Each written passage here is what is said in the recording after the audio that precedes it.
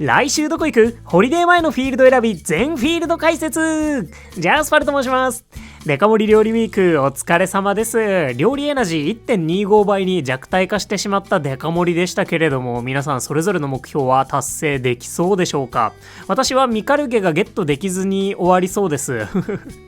そんなデカ盛りではありましたけれども、今週もやってまいりましょう。来週どこ行く？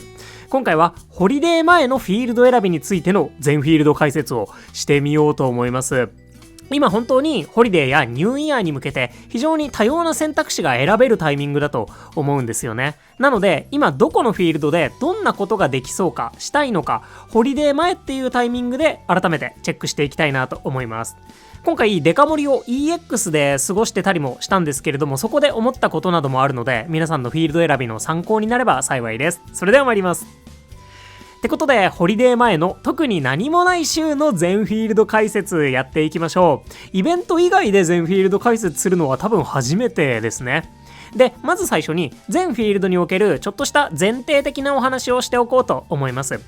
まずですね、おそらくホリデーイベントが開催されると思われるのが12月22日からの1週間となります。クリスマスを含む1週間ですね。ってことで、ホリデーまではあと2週間あります。絶妙に間が空いていないので、おそらくこのタイミングではキャンペーンの類って来ないか、あってもスクスクウィークとかそういう、語弊を恐れずに言えば雑なキャンペーンしか来なかろうと思いますので、のびのび過ごせる2週間になるんじゃないかなと予想しています。なのでキャンペーンを気にせず、お手伝いブーストダメなんかをするのも一つありだろうなと思います。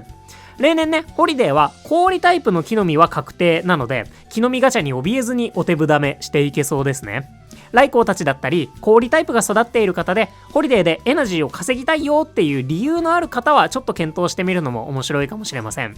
ちなみに12月15日からの1週間では19、20、21日、金土日でニュームーンデーが開催されます。アップデートによってダークライが出現する際にポケモンが追加で1匹出現してくれるようになっております。そんな感じでね、おそらくここからの2週間はまったり準備してても大丈夫っぽいよってことで、お手伝いブーストダメをしたりだとか、料理のレシピレベル上げをしたりだとか、厳選以外の準備も少し意識してもらえたらなと思います。と、そんな前提っぽいところもお話ししたところでやっていきましょう。全フィールド解説。例によって通常の若草本島から参ります。ってことで、若草本島です。若草でやりたいことは、ホリデーに向けたフィールドボーナス上げでしょうかね。基本この1点になるのかなと思います。ホリデーがハロウィンと同じく若草本島若草 EX でのみ開催される可能性が高そうだと思っているので、若草に行かれる場合のフィールドボーナス上げの選択肢かなというところですね。ニューイヤーにおいても今年と同じであればアンバーキャンペーンみたいに達兵衛石住まいナックラーが若草に遊びに来てくれる可能性もあるので、そこに向けても多少意味があるかもしれませんね。ただし若草ってポケモンの種類が膨大ではちゃめちゃな生態系になっておりますので、狙ったポケモンの厳選はなかなかできないと思っていいでしょう。これはニューイヤーに限らずなんですけどね。強いて言えばウトウトの最終枠マニューラ星2狙いとかぐらいでしょうかね。マニューラが氷タイプであったならそれを今押すというのも一興ではあったんですが、彼らはポケモンスリープでは悪タイプですし、そもそもマニューラに簡単に出会えるくらいエナジーを稼げる方は EX の方も検討してみてほしいので、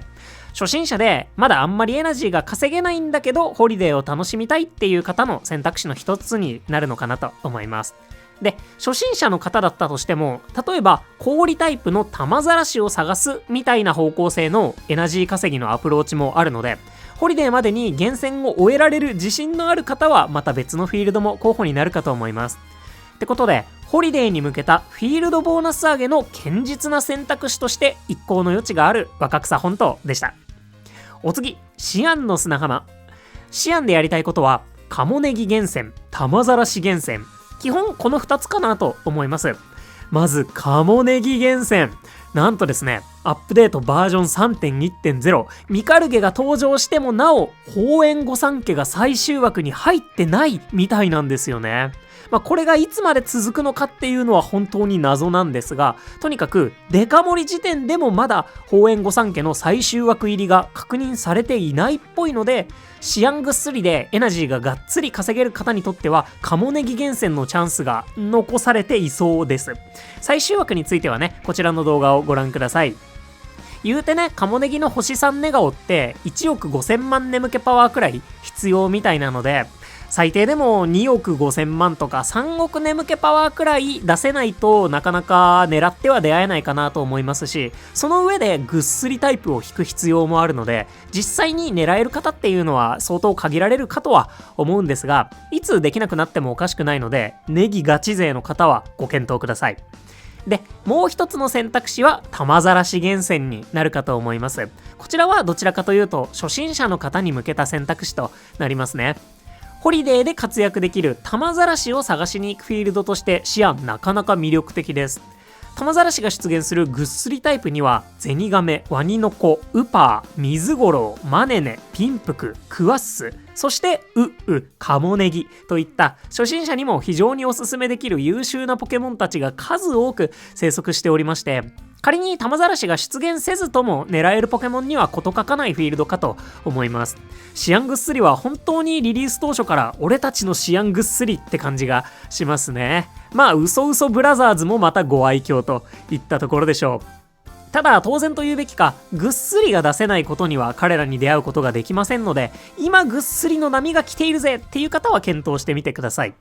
玉ざらしはね、進化の遅めなポケモンではあるんですけど、ホリデーには雨ブーストもあるので、ゲットさえできれば、ホリデー初日にはトドゼルガに進化させられるんじゃないかなとも思います。ということで、幸運を祈ります。そんなね、ベテランハンターにはカモネギ狙い、初心者には玉ざらし狙いがおすすめのシアンの砂浜でした。お次、トープ洞窟。トープでやりたいことは、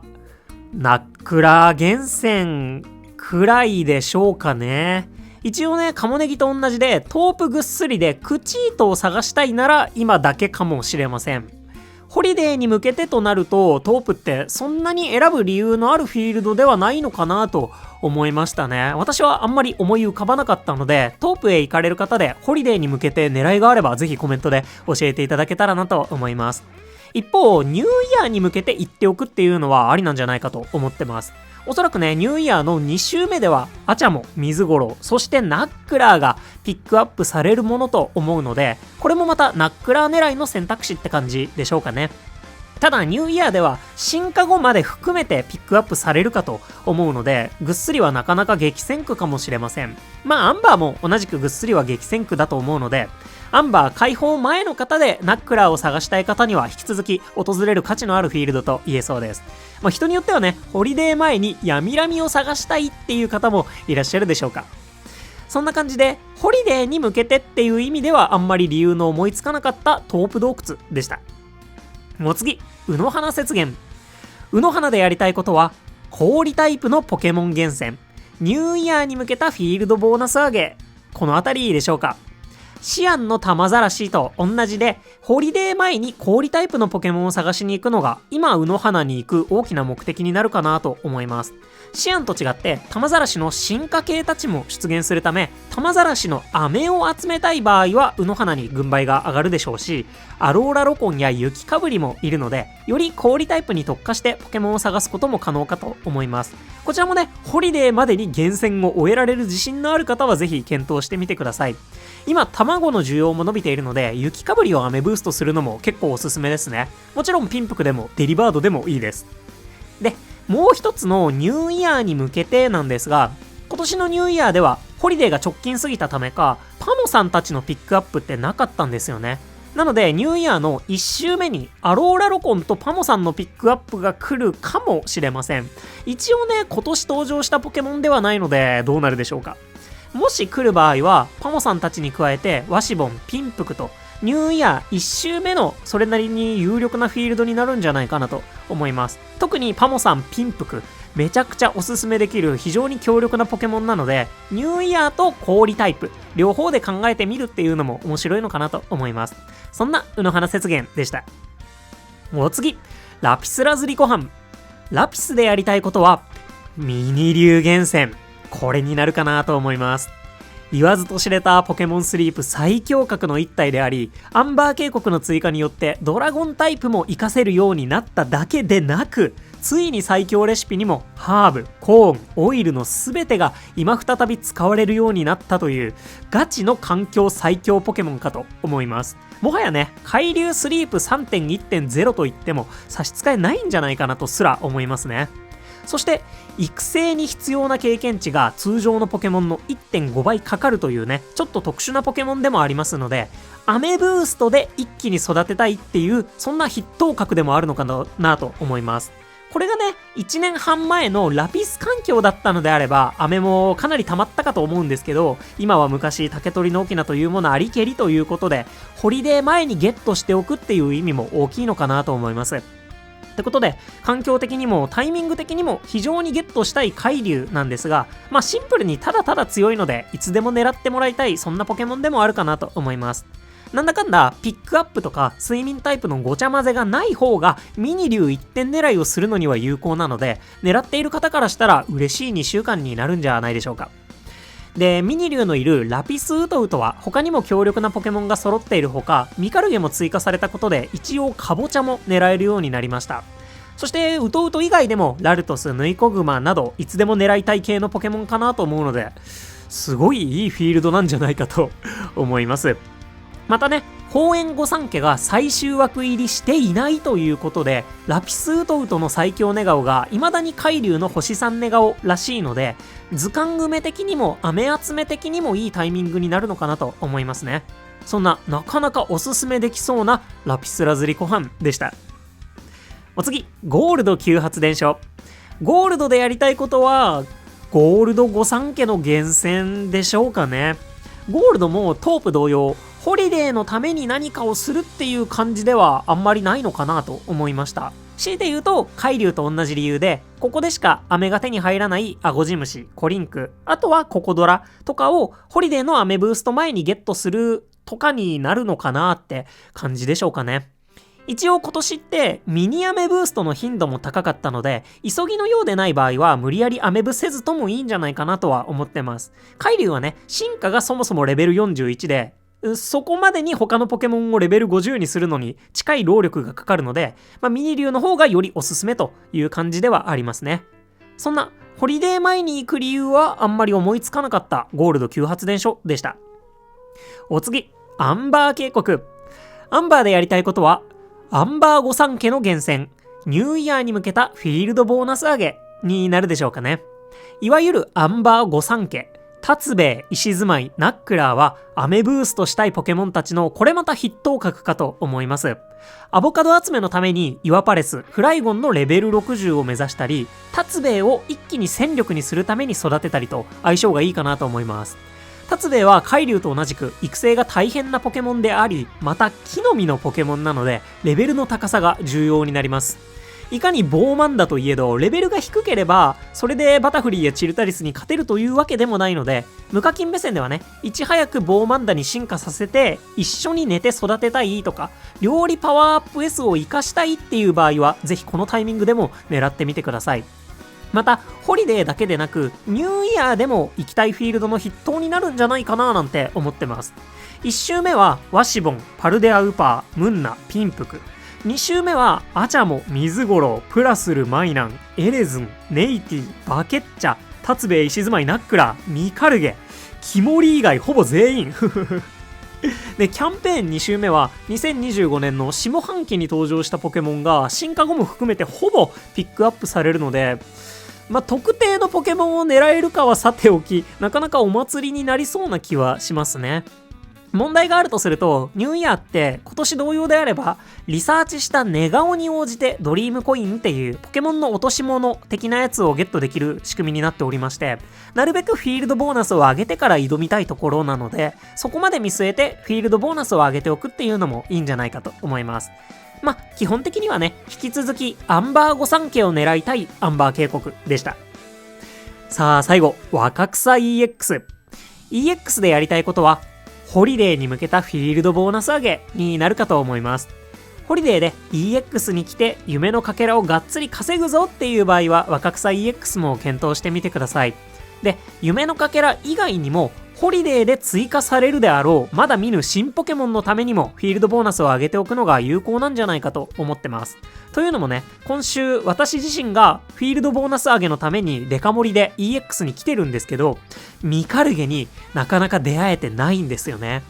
で、ミカルゲは無進化ポケモンで眠気パワーも大きいので、まあそんなに出会えないっていうのも納得なんですが、それ以外のピックアップのポケモンたちにもなかなか出会えない日が続いたんですよね。若草 EX もね、かなり大量のピックアップポケモン、食材のポケモンたちいるんですけど、出現0体なんてこともありました。というのもですね、若草 EX ではポケモンの寝顔が超強化されている関係で、例えばお腹の上寝のポケモンが1体でその日のほぼ全ての眠気パワーを使い切ってしまって即座に絶食枠抽選に切り替わってしまうみたいな現象がしばしば起こりやすいからだと思ってます。絶食枠についてはこちらの動画をご覧ください。まあ平たく言うとね、システム的にピックアップのポケモンに出会いにくめなフィールドと言えるかと思います。これは特に眠気パワーが上がってくるまで起こりやすい現象かと思うので、フィールドボーナスを上げておいてエナジーを素早く稼げるようになればピックアップのポケモンに出会える確率を多少は上げられるんじゃないかということで、そういう意味でもフィールドボーナスを上げておきたいフィールドなのかなと思います。昨年はね、ホリデーでパモさんとアローラロコンまさかの2体追加でしたので、今年のホリデーはどうなるでしょうかね。そんなね、ホリデー一直線な若草 EX でした。以上、ホリデーニューイヤー前の全フィールド解説でした。いかがでしたでしょうか。いやー、結構ね、イベントに向けての何もない週の全フィールド解説っていうのもなかなか面白かったですね。話していて、ここおすすめなんじゃねと思ったフィールドはラピスラズリコハンでした。やっぱりね、ミニリュウめちゃめちゃ強いポケモンなので狙える時に狙ってみてほしいなと思います。そしてね、ニューイヤーマジでどこのフィールド行きましょうね。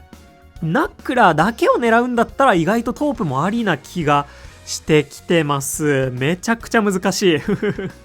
そして今回まさかのね、鳳園御三家がまだ最終枠入りしていないということで、彼らは本当にいつ最終枠になるでしょうかね。アップデートのタイミングなんだと思ってるんですけど、例えばね、デカ盛りが終わった後何の前触れもなく切り替わったりするものなんでしょうかまあこの辺りはね、開発者の方に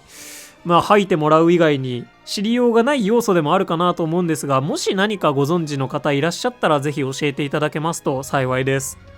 ってことでね、皆さんがこれからどこのフィールドに行くのかコメントお待ちしております。ちなみにパルは相変わらず EX 生活継続となります。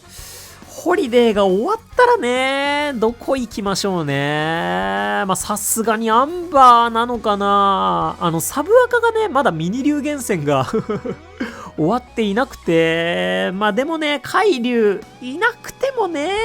いたら強いっていうポケモンでは間違いなくあるんですけど、いないとどうにもならないというわけでもないので、キテルグマもいるのでコーンも一応確保できているし、ってなるとタツベとかなんですかね飴も集めたいので、やっぱりニューイヤーに向けてアンバーになるんですかちょっとね、そのあたりもホリデー終わったらどうしたいか、皆さんのコメントも参考にね、考えておきたいなと思います。てなわけで、ぜひホリデーとアメブーストとニューイヤーも含めて今何をしたら良さそうなのか考えてみてください。そんな来週どこ行くホリデー前のフィールド選び全フィールド解説でした。ということで、ここまでご視聴いただきまして誠にありがとうございました。お相手パルでした。よろしければグッドやハイプで応援いただけますと動画制作の励みとなります。いつもたくさんの応援本当にありがとうございます。それではね、まずはデカ盛りのラストリサーチで皆様に素敵な出会いがあることを祈っております。そしてホリデーやニューイヤーに向けてゆっくりと準備進めてまいりましょう。来週も元気にいってらっしゃい。またね、バイバーイ。